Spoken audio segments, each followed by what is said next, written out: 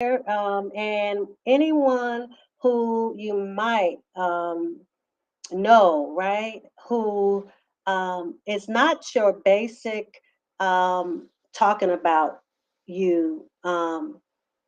It's a little bit different, right? Um, it's like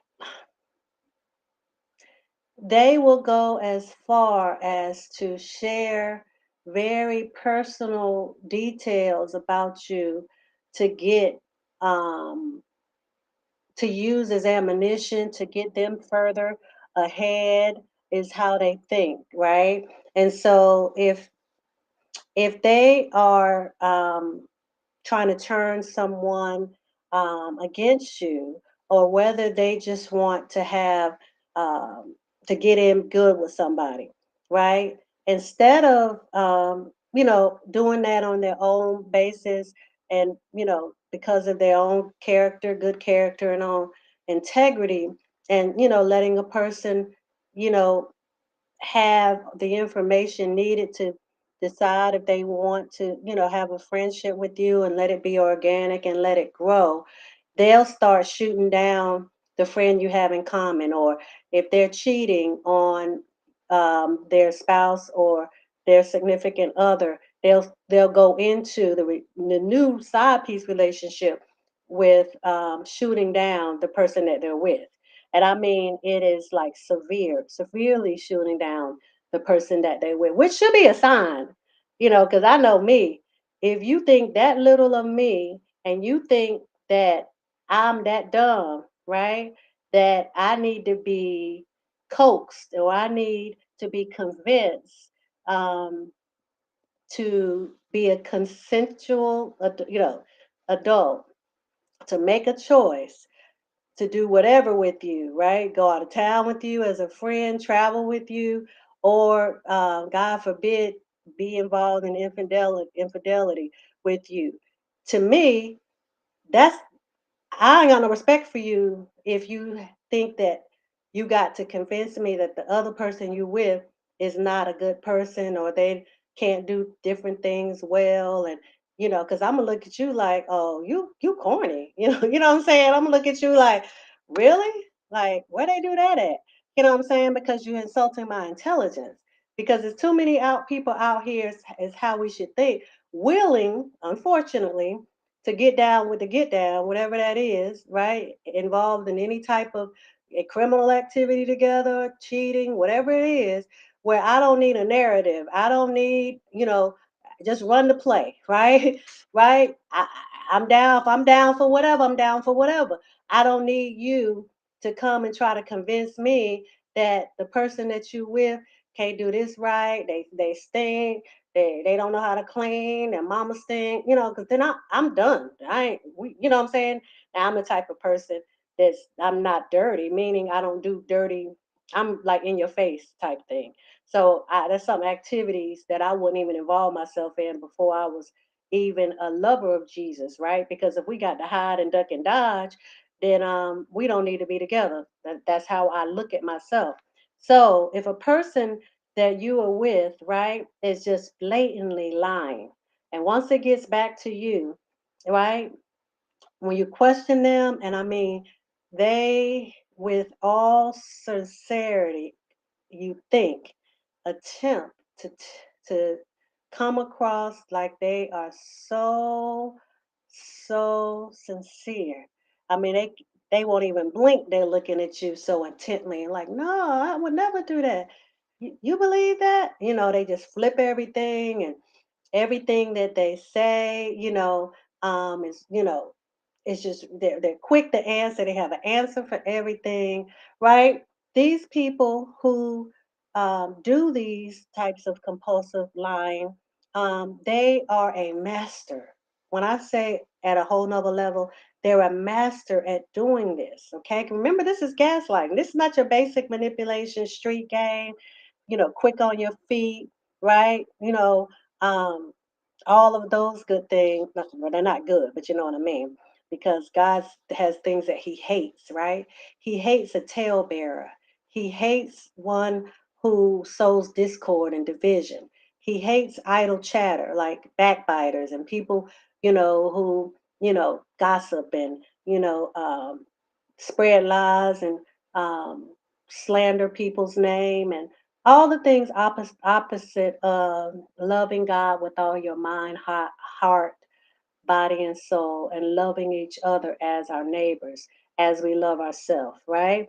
And so, in addition to the seven deadly sins, there is a lot of things that we don't talk about a lot that he really hates. He hates to see us deceive one another and speak guile, right? Say word curses, over other people and over ourselves. So your words have power, right? And you've heard it said that life and death is in the power of the tongue, right? And you have to be mindful of your words. Well, these particular people that may know they have this personality disorder or they refuse because they know it all, right? That's what they portray. They have all the answers, they have it all together. They don't ever have to admit being wrong because they're never wrong. They don't have to take accountability and ownership for missing the boat sometimes. And no, I don't need to say, I'm sorry or please forgive me. And if you walk out on them or if you don't give them the response that they want by, going back and forth with them, and if you just say, if you try to manipulate me today, I'm going to end this conversation short. They hate that. They want you to go in with them and they want to see an emotional response because they think that they won. They think they have you in the palm of their hand. And so by doing that, right, what they are really saying is that you're weak, right? Now, if you, threaten to leave, walk away, walk out, they will cry at a drop of a dime. I mean, crocodile tears, but won't take accountability. They just like, just don't leave me. We can work it out, right? They'll still keep saying, no, that wasn't me. No, I did not have a blue shirt on early this morning. I didn't have a shirt on at all. You're seeing things. I mean, it's just that bad, right? And another thing they do in order to gaslight you is they deny they ever said or did something, even though you have proof. I ain't talking about the old street game, you know. I ain't gonna admit it until you can prove it. I ain't talking about like that. I'm talking about a whole nother dimension of that. Not level, dimension. Okay? The proof got to have, I think it needs to have a seal on it. It needs to be notarized. You could like show it to them. And you can be like, it's right here. Here's the picture, here's the video, here's this, that, and the other. And they like, nah, you doctored that up. You use that. You took the board game in the family room and you pieced that, with the net from the Nerf ball, from outside when we played softball, and you did that. That I was at work all day. In fact, I didn't leave all day, right? Straight face. Okay. Now, they, again, as I said earlier, they make you question your own reality because it's a type of abuse that plays with your mind so deeply and over time, if you don't shut it down and get out of the friendship, relationship, the organization in which controls you and dominates you, the church, whatever it is, takes all of your time and your money, right, at your expense, right? Then they have browbeaten you so bad about paying your dues to their organization, right? Telling you can't miss any days and you have to show up, right? Or you're not a good, you don't serve the community well and do the things that they all have. So I tried to say makes you a good citizen or makes you dependable and all these other things. It makes you um, um, looked at in high esteem and all the awards they try to play you with and all the different fake acknowledgments, right?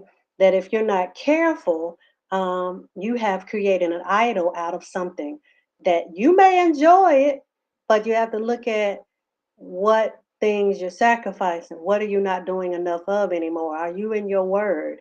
Are you reading the Bible anywhere as much as you should be and that you used to before you involved yourself with this person, this place, or this thing? Okay.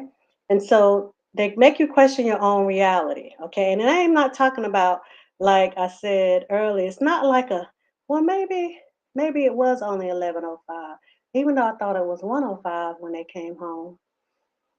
My child came home, right? But the child, this knows no age. A child might even try you, and might exhibit some signs of, let's just say, gaslighting. I'm not going to say that they are narcissistic, right? Because you really have, over time, there's certain psychological diagnosis and diagnostic testing, and even with that, it has to be it's very in depth for someone to clearly be diagnosed with narcissism. Now, in order to do that, I also saw earlier where someone was saying that less than 1% of the population is actually diagnosed as narcissistic. And when I read that, I was like, wow, they must not know the characteristics and the commonalities, because most people won't go and get tested. They won't get checked because they're that self-absorbed, they're that self-possessed. Again, trauma triggers this, right? Now, we've all had levels of trauma, but the way they did not deal with the trauma, and they broke the traumatic experiences down to what they made each traumatic experience mean to them, what it meant, then it actually causes, if they're not indeed born with it, a actual personality disorder. A little different from some of the other personality disorders that we know about, right? Multiple personalities and things of that nature. This is a little different, but in their way of gaslighting, and as they do that, they also use what is near and dear to you as ammunition. Okay, as I said earlier, they study you, and if you have given too much information, especially too soon, they will use it against you. Okay. Well, again, whether it's soon, later, they will use it against you, and they'll flip it.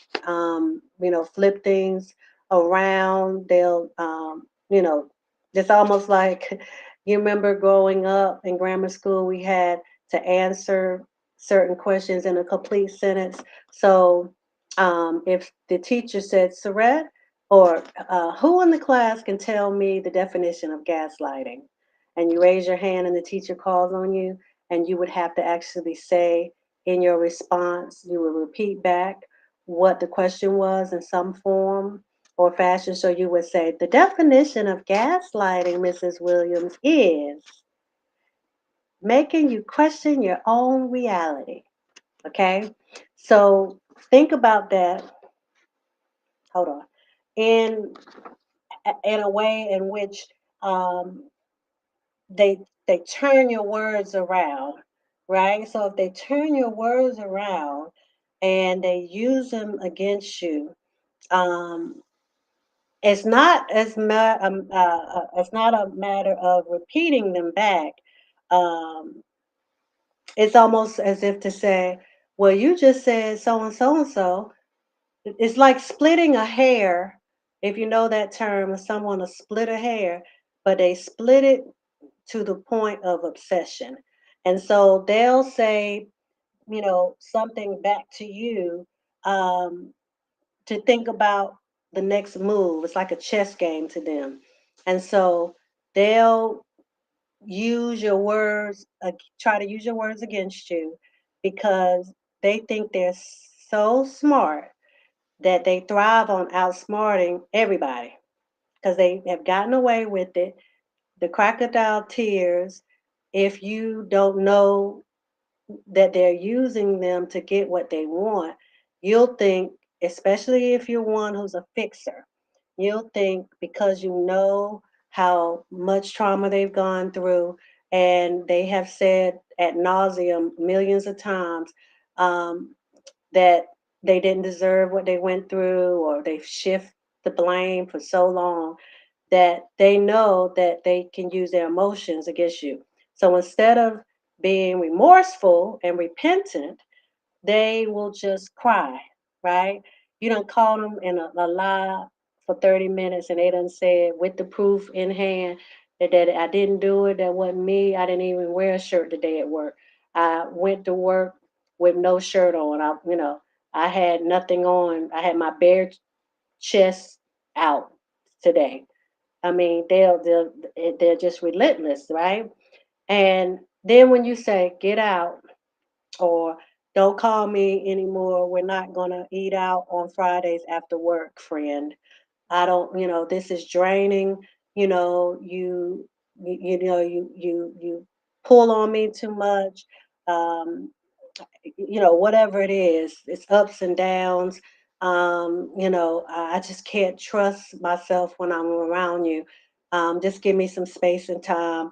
We're not hanging out before we go to the club. We're not hanging out and going to the club anymore right now to wind down. And that comedy show, I'll give you my ticket and you can find someone to go with. They'll just start crying, right? And don't do this to me. You know, how are you doing this to me? We can work it out. Whatever you do, don't give me the ticket to the comedy show. What am I gonna do? Wah wah wah. I mean, to the point of a straight up what the kids be having tantrum, right? Now, what they will do, and this is how it's sometimes hard to decipher them as being narcissistic, because they're really smart in that. Remember, they think they got so, and they think they're so brilliant. Um, and oftentimes they are intellectually um, genius like, if you will, or very intellectual. Oftentimes, or they'll tell you wild stories that were not even true about how they have gotten accolades, right? On being so genius like, right? And then doing that, they are filling you out, right? They're finding things to use as ammunition later against you. They are testing you. They're peeping you in every scenario, how you respond to this. Um, and so over time, they're just chipping away at you and your mind, your your makeup, your personality. They're trying to figure out how to siphon, if you will, the joy out of you, right? So they know they can't do it, but so much at a time, right? So they just wear you down until you realize that they may cry crocodile tears and beg and say they're gonna, end their lives or whatever it is. But after a while, you realize not only do they not change, but they never admit to being wrong. I mean, when I say never, I'm not talking about your friend or a family member who takes a long time to ask for forgiveness, and they always are shifting blame, and they're not quick to say, "My bad, man. Dad. Sorry for being late. I know I got your car and all. You know what I'm saying? Let me go and put some gas in it. I mean, I know I usually put gas in it, but let me tap it off. It's on, you know, it's um halfway full now, right? Had the halfway mark. Let me go and top it off. We want something to eat, man. I'm sorry. Just no humility, none, none, okay? And so with wearing you down over time, um, they learn so that you're not on to them, so you don't peep them, so you don't, study narcissism by Googling it, right? Or so that you won't go look at Dr. Phil. They'll start reinforcing, positive things, right? But they often, after they do that, they'll give you realize it was a backhand compliment. So you're often confused with how they throw in positive reinforcement. It's like it's unlike anything you've seen in other relationships. So it's really fake. They're really fake, right? I mean, like fake, fake. Like everything's a farce. Everything is a facade. And you know how people are so fake that they make you want to scream. Does that make sense? I'm not talking about just your average. Um, and I always check this, and I redirect this even when I was a little girl. Um, I was always one who was very I always gave unsolicited advice, right? I always looked at things in a way, where I had a level head. Um, you know, um, I was very fair, right? Very unbiased, very impartial, a voice of reason. And even when people would say things about, you know, others in grammar school, middle school, high school, you know, could be something like she's always raising her hand, teachers are always calling on her, she's a teacher's pet. And my response would be, you wouldn't say that if that was you, right? It always had people thinking. Like, look at it another way. Like, okay, let's redirect your thought and how negative you sound right now, and how you're talking about someone who's not here, or they just left, and now you were smiling when they were here, and now you're rolling your eyes and saying you don't like the person. And so that was always something as a little girl that I didn't understand when people did that. And so when when someone is being sincere, or if they're trying to be funny, right? With the positive reinforcement. It's not positive at all, but they're trying to come across as it being positive, right? It's to confuse you. Because what they're doing is they're using confusion to weaken you, right? So if they can get you at a weak point, then you'll fall for everything that they do, because they've weighed you down, walked you down, and now just they think, or you've been left to think yourself that you're stuck, right? You're stuck in that friendship, you're stuck in that relationship, you're stuck at that job, because they'll keep promoting you just enough to um, make you feel comfortable with the money that they're giving you, in such a way that you're dependent. And this can be another idol, okay? You don't have to just idolize your title, or your mantle in ministry. You don't have to just idolize your spouse or your child. You can idolize your money.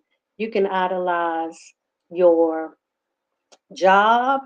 If God tells you to leave your job tomorrow and you can't do it swiftly, you might have just made your job an idol. Now, I'm not talking about fear, which we know is a liar, but if you know how to hear the voice of God, and all you keep thinking about as it relates to obeying what he just told you to do regarding leaving your job is money and insurance and 401k and your mortgage or your rent. Like, if that's all you can think about, right? Like, n- not about the blessing that must be around the corner, that requires me trusting God at another level to tap into that blessing. Or what do you have in store for me?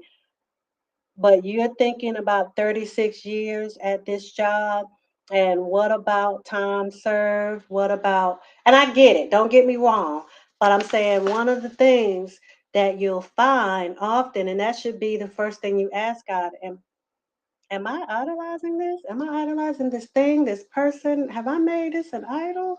Wait a minute. You can make your prayer closet an idol, right? Right? So routine and such a rote action that if you don't get there, in the next 3 days at a certain time, then you think God won't hear your prayer, right? Or that he's mad at you. So it's like, are you connected to him or you connected to the practices that you use to get to him, right? And so, just like the Pharisees, he wants our heart, he wants our sincerity. So you know when someone you're with, a friend or a romantic partner, spouse, when they have you in your head so much that it's spinning, right? You're just so confused so often that it's like you're in a, and I've had clients describe it, it's like a twilight zone. It's like I had one girl describe it as a feeling of confusion that it's physical, right? Like on the she said on the cartoons, you know how you have a little bubble, like a message bubble, right? It's almost like you've talked yourself into and out of so many scenarios while being with this person that you just are just team confused all the time because you'd be like, I know I just saw, but maybe I didn't see. Like if you ain't never talked to yourself before, I had a client say you be talking to yourself all the time when dealing with a narcissist, okay? Because they've weakened you using their fake emotions that are connected to their past. And I'm not talking about us who always attract people who, um, some people need to be needed, okay? Which is definitely not of God. That's a part of us dealing with things from our own trauma and not having done the work to heal from such trauma, right? So if you know you or someone else get some type of emotion from feeling like someone needs you, right? If you get some type of false love, because it is false, by thinking that by you showing up all the time, then that is love. You giving love and receiving love from the people you're showing up for. That's not something that is something that you exchange in a healthy manner when it comes to what healthy love looks like. So you'll know when you've been operating in so much confusion all around you that you got a bobblehead, right? You're just like, I'm just, I don't know if I'm coming or going. You like the people on Lifetime, where they go from one room to the other and they're like, did I take my meds? No, I, I know I took my meds when I went upstairs. Did I take my meds? I'm not talking about aging and memory loss, but you're like that often, okay?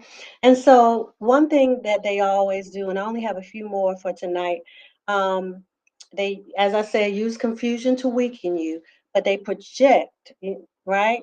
They are master at projecting and deflecting, but they project their own shortcomings or misdeeds onto you. So let's say, God forbid, if they're also physically abusive, they will blame you for hitting you. Okay. See what you made me do? You always make me do this. Okay. You know, um, I will be able to control myself with anybody else if that I'm with, right? You're the one that makes me do this, right? No accountability for the fact that they should keep their hands to themselves just like you should, right? There's no remorse. It's you. And I wouldn't do this, right? If you. Okay? And so every wrong thing that they don't admit be as being wrong or admit to having done it, in the event they do admit it, is because of you. Okay? And so as they, over time tear you down by saying, that looks good, but if you were 10 pounds lighter, it will look better. Or, stuff like that. And so they will try to also align people against you.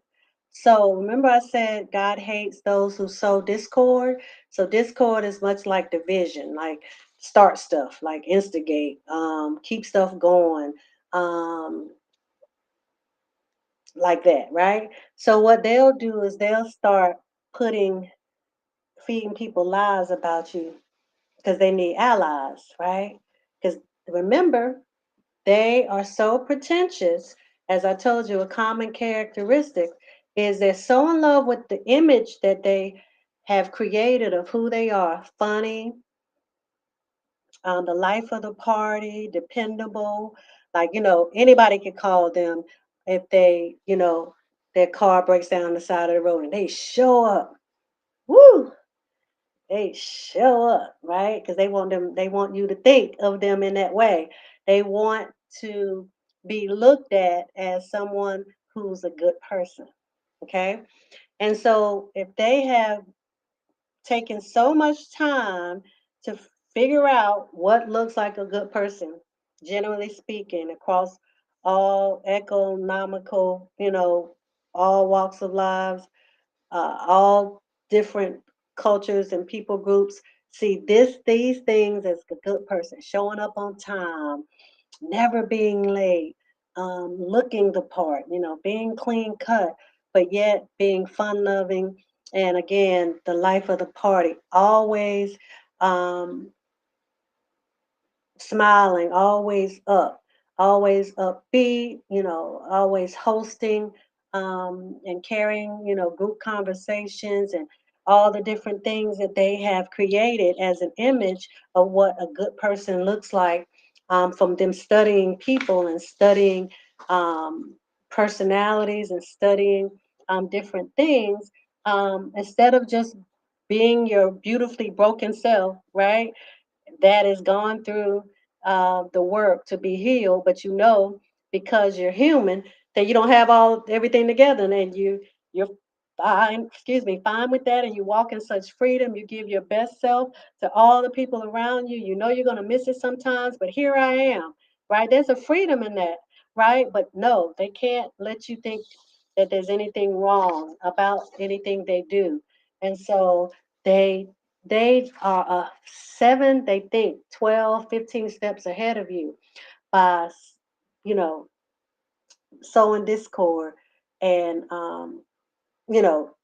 spewing venom, lies on you to other people. And they do it in a way where it's not, too obvious. So they don't want to look like, again, because all they care about is keeping appearances.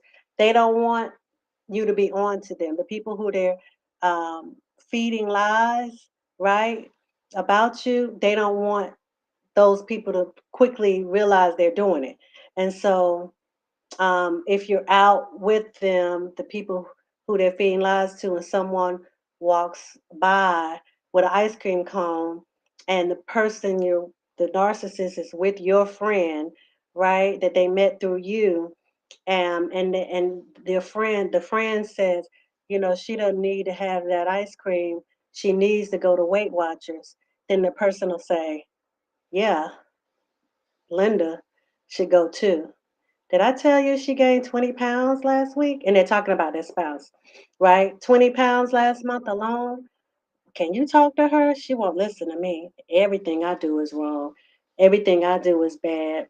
You should see how she treats me at home. You know what I'm saying? Y'all don't know her like I do. You see a side of her um, that is for the cameras, a side of her that she wants you to see, but I know the real her. So they try to leave you questioning, what's real from what's fake. So they'll just like throw salt in the game, okay, to align everybody, as much people as they can get, because they're self obsessed, right? That their trauma has made them align with the lies that Satan put in their head, right? That says you're not enough. You're the reason why that person came in your room as a child and violated you. He tells us the same thing. He uses the same tactics. He didn't create anything, so he just keeps replicating the same lies, right? And so once you start believing Satan's lies, then you've accepted them as your truth. So you're living from emotion, right? How you feel. Feelings lie, emotions lie. We have to be led by the spirit, which is truth. which is the Holy Spirit, right? Anything else is the flesh, your emotions, your intellect, everything in the soulish realm, okay? And that's our enemy, the enemy of our soul. That's everything is connected, also our soul to pretty much our heart. So if your heart is still broken and riddled with unforgiveness, riddled with resent, bitterness, pain from your youth, then all you're trying to do often is not appear to have those things um, be seen by others. So you kind of like suppress them. I can deal with it. I've long, I don't have to come across as being easily offended. I don't have to come across as not talking to my mom in the last 16 years. You know, I'm fine. I'm climbing up the corporate ladder and I'm okay. And so what that does, and I'm just giving you this example, is I just paused over here on Instagram. Bear with me one moment. What it does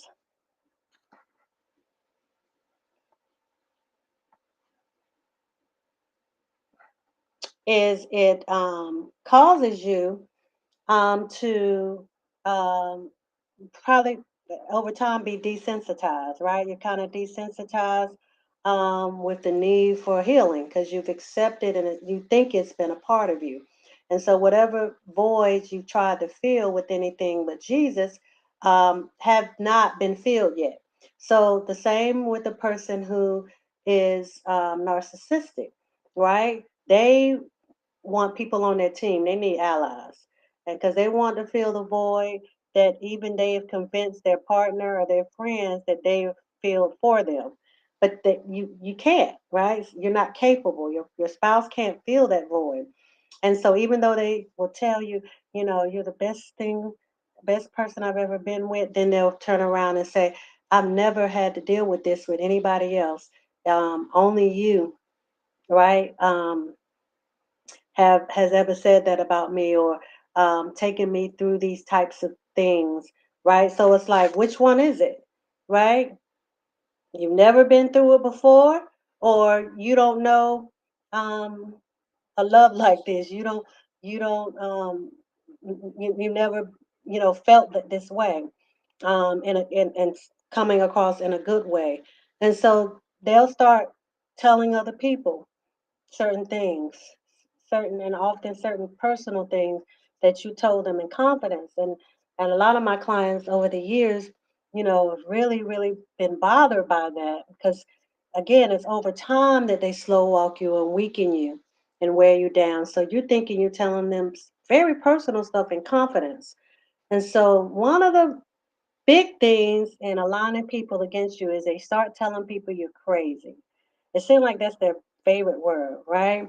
You're crazy. Something's going on in your mind, with your mind. You're under attack, your mind, right? You that she's crazy. They may even create a story about you in therapy, needing therapy, you being diagnosed with, narcissistic personality disorder. Don't matter. It's nothing, it's off limits that they'll start sowing here with this person, sowing this lie over here with these group of people. And, they'll start even telling you when you have certain things that you know about them, proof and all, or you were there and saw it with your own eyes, or somebody showed you it, they'll start saying that those people are liars. Everyone is a liar. They're never taking ownership and admitting what they've done, what you caught them doing, what you have proof of them doing. No, just everyone, including you, are a liar, right? And they say it with a straight face. That they have to say it while crying and screaming at the top of their lungs, right? That they're gonna make sure that you understand that everybody else is a lie, and you're a liar for thinking that those people are telling you the truth. Okay? And so I'm going to start right there, reminding you that gaslighting as one of the signs of a person who is exhibiting narcissistic tendencies, right? Again, go seek a medical professional, get tested, go through the steps diagnostically and psychologically to see if you indeed are a narcissist. But my point in this is I want to just really abhor everyone to be mindful not to make light of it, to jokingly use this word that's so overused and overstated, because we need to be sensitive to it for people who can't recognize the signs in their own relationships and, all the mental draining that comes with it. And we don't want people who are exhibiting some of the signs to think something's wrong with them. And so, if we can stop, you know, um, using the word so lightly and so flippantly, then more people will see it's okay to get checked out. It's something that, you can really, through the right type of therapy, you can really um, work through, right? You can really deal with it in such a way where you can really be healthy or become more healthy in having that particular mental um, health disorder. And so, as I end for tonight, just remember again, we're talking about just one way that people who are narcissists and diagnosed as narcissists, and as I said, most of the population who may exhibit certain, characteristics are not diagnosed. Unfortunately, they don't think ever anything is wrong with them, which is humanly impossible. Something's wrong with us all, right? Because of the sin nature entering into the world and the fall of man. And so remember, when it comes to gaslighting, it only works when a victim isn't aware of what's going on. So when you're aware that your partner, your boss, your friend, your family member is gaslighting you, then you control conversations before they get volatile. When you know they're trying to gaslight you and mastermind you, at the first sign of it, you say, listen, if you're going to gaslight me, if you're going to try to mastermind me, this conversation needs to end. I won't talk to you tonight. I'm going to bed, or going on break, or I'm leaving your house, auntie, right, uncle, so and so. You have to shut it down because they feed on long drawn out arguments and you being emotionally spent. So when you stop doing that, then you understand you can't be gaslighted anymore. Because again, gaslighting only works when a victim isn't aware of what's going on. Okay? Because once you become alert to the pattern, it's much more easier to combat.